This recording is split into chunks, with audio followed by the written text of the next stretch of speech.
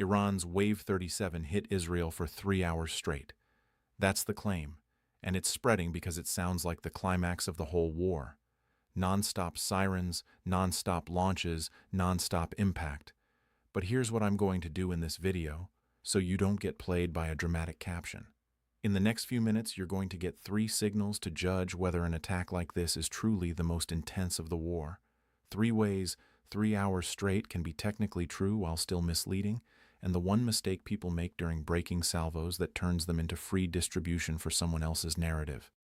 And I'll give you the mini payoff right now. In modern missile and drone warfare, intensity isn't just how loud it felt.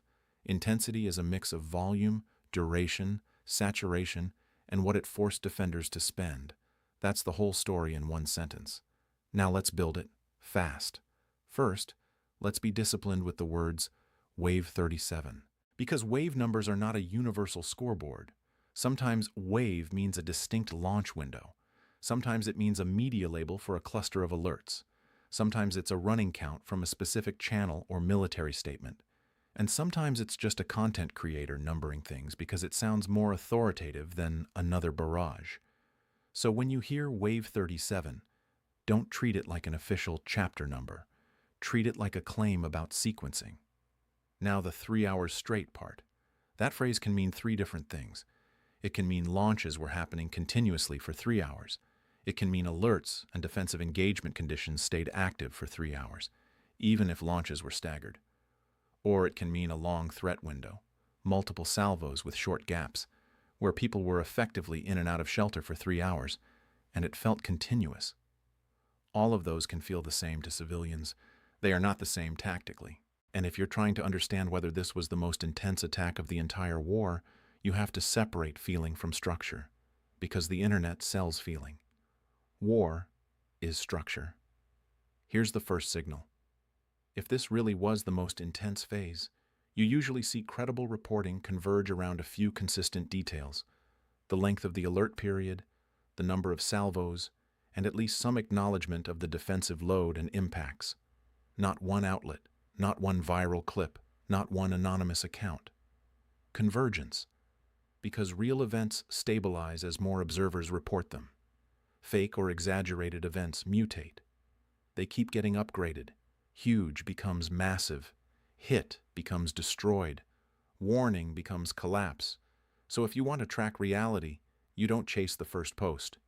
You watch whether the story stabilizes. Now, signal number 2 is behavior. When an attack is truly extreme, behavior changes. You'll see extended shelter guidance. You'll see changes in official messaging cadence. You'll see disruptions, air traffic pauses, public events halt, emergency services shift posture. Even if you never get a clean number for how many were fired, you'll see the system behave differently. Because the system has to. And signal number 3 is the quiet one nobody clips: defender expenditure. In modern saturation warfare, the attacker's intensity isn't only measured by what lands. It's measured by what it forces the defender to shoot. A wave that causes minimal damage can still be strategically intense if it drains interceptors, exhausts crews, and forces sustained high alert. That's the cost side. And this is why you can't evaluate an attack by a single viral video of one explosion or one interception. You evaluate the burden. Now, let's talk about why these most intense of the war headlines go viral every time. Because they hit the human fear button. Endurance. People can handle a short shock. They struggle with prolonged uncertainty. 3 hours is long enough to feel like a new phase, even if the actual event was multiple smaller phases stitched together. And that's the first misunderstanding. Duration can amplify fear even if volume is lower than earlier peak days. A 3-hour threat window with moderate volume can feel worse than a 20-minute burst with higher volume because it keeps you trapped in anticipation. So a headline can be emotionally true while being numerically misleading. Now let's get even more practical. If you want to judge whether this was truly the most intense attack of the war, you need a simple checklist. Was it the highest volume? Was it the longest sustained defensive posture? Was it the highest saturation, meaning the defender had to engage across multiple regions and altitudes at once? Was it the most damaging? Or was it the most psychologically heavy? Those are different categories. And the internet loves to blur categories so it can declare the biggest. Here's a hard line you should remember. The biggest attack is not always the loudest attack. The biggest attack is the one that changes behavior. Now, let's zoom out to the bigger context without turning this into a history lecture.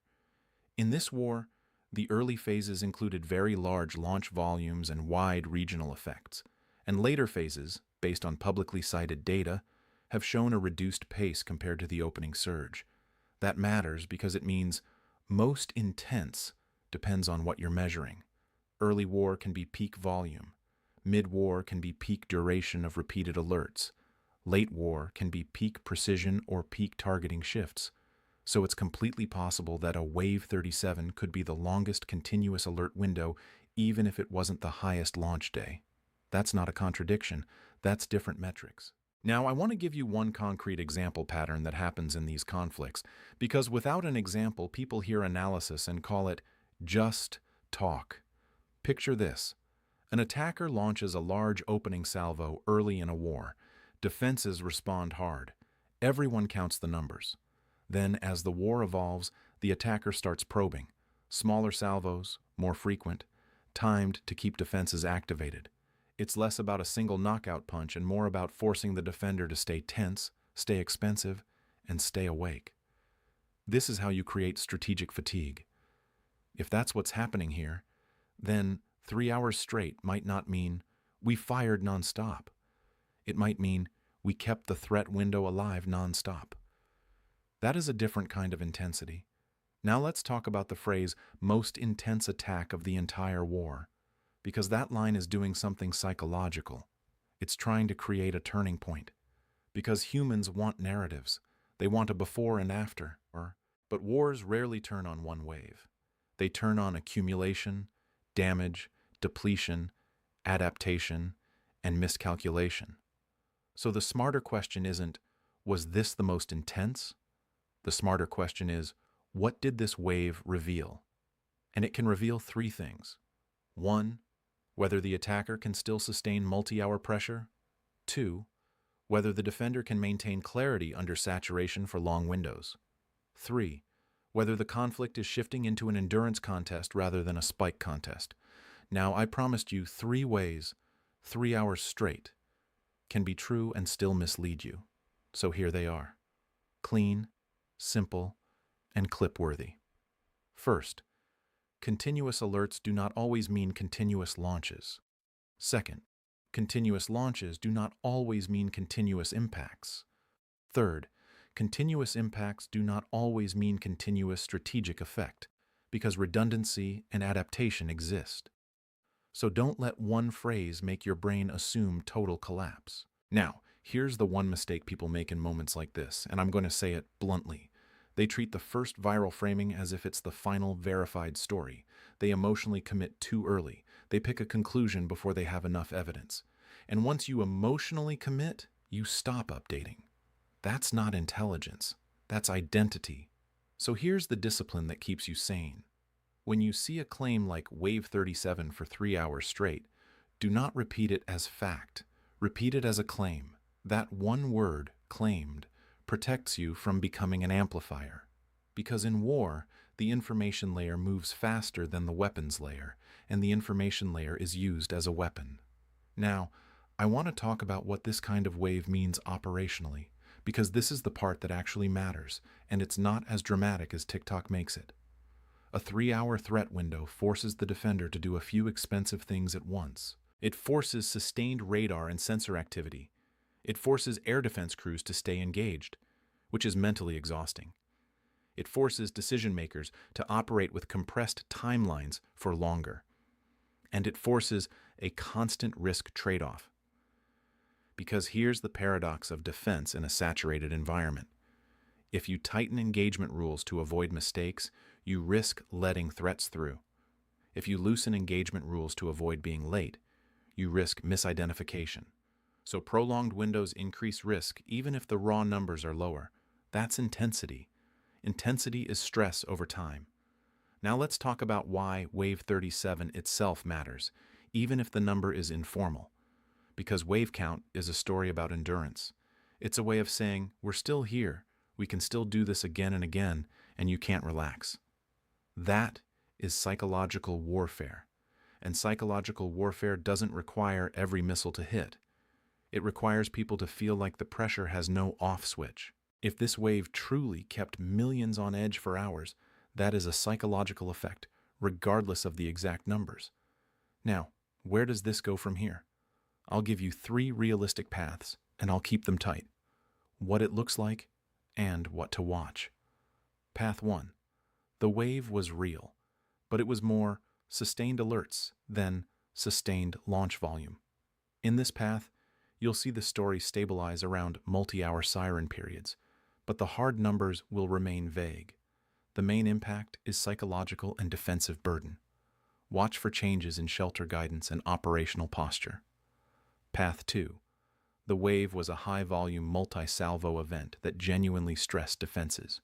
In this path, credible reporting will converge on specifics, multiple salvos, multiple regions, measurable impact sites or injury reports, and consistent language across outlets. Watch for official briefings, verified imagery, and consistent location data, not recycled clips. Path 3. The 3-hour straight framing is an upgrade, meaning the real event happened, but the wording is exaggerated to make it feel like a non-stop apocalypse. In this path, you'll see the story mutate and fragment. Different accounts will claim different timings, different missile types, different casualty numbers, different proof. The more the story changes, the less you should trust the most dramatic version.